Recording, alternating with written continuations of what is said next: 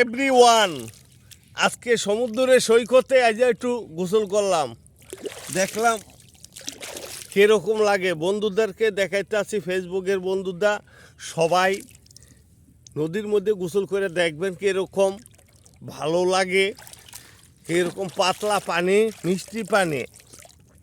এটা পদ্মা মেঘনার পানি, মিষ্টি পানি। সবাই চলে আসবেন এই জায়গায় গোসল করতে, ডুবাইতে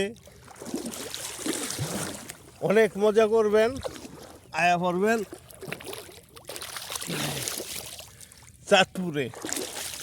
চাঁদপুরে মেঘনা নদীর পার। সবাই অবস্থিত থাকবেন। এইগুলো ফেসবুকের সকল বন্ধুদেরকে দেখাচ্ছি।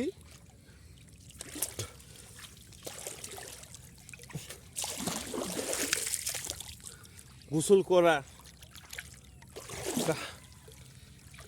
হাস্যকার্য দৃশ্য, সব কুয়াশা, কস্তুরী।